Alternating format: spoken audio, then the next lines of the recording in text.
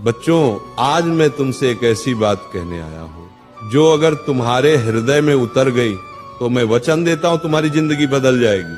हर बच्चा कहता है, महाराज जी मेरा पढ़ाई में मन नहीं लगता। मन तो कभी किसी में नहीं लगता। मन तो चंचल है, बंदर की तरह कूदता है, भटकता है।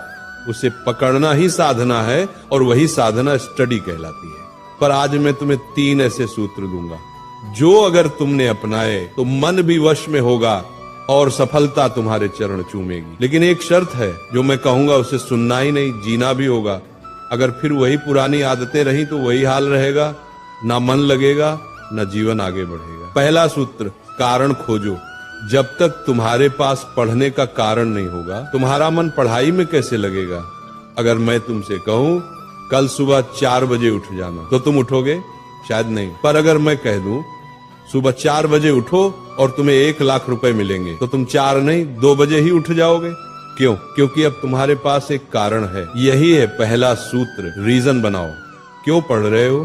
क्यों मेहनत कर रहे हो? क्या तुम्हारा कोई सपना है? क्या तुम्हें अपने माता पिता का नाम रोशन करना है? क्या तुम्हें गरीबी से निकलना है? जिस दिन तुम्हें अपने आप को पता चल गया, उस दिन से अपने आप रास्ता दिखने लगेगा। फिर न तो आलस रहेगा न मन का बहाना। फिर किताबें भी तुम्हें आकर्षित लगेंगी, क्योंकि अब तुम्हारे भीतर आग जल चुकी होगी। मुझे कुछ बनना है। दूसरा सूत्र, एक समय में एक ही साधना।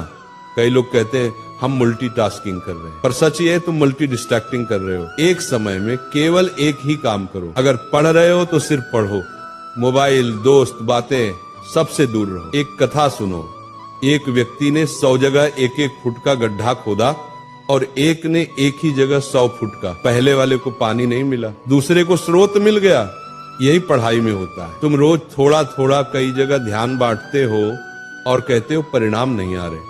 ध्यान बांटने से फल नहीं मिलता, ध्यान केंद्रित करने से वरदान मिलता है। इसीलिए जब पढ़ाई करो तो वही तुम्हारी पूजा हो, वही तुम्हारी साधना हो। पढ़ाई के समय किताबें तुम्हारी माला बने, शब्द तुम्हारे मंत्र बने और एकाग्रता तुम्हारा ध्यान बने। तीसरा सूत्र, डिस्ट्रैक्शन ही पतन का कारण है।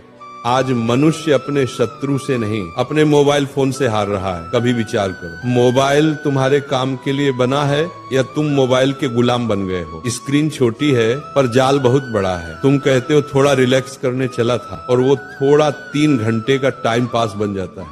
फिर तुम कहते हो मेरा मन पढ़ाई में नहीं लगता। मन कैसे लगेगा? जहां ध्यान होगा वहीं ऊर्जा बहेगी। और अगर ध्यान सोशल मीडिया में बहा दोगे तो ज्ञान कहां से आएगा? मोबाइल बुरा नहीं, पर अगर तुम उसका उपयोग साधन की तरह करो तो वो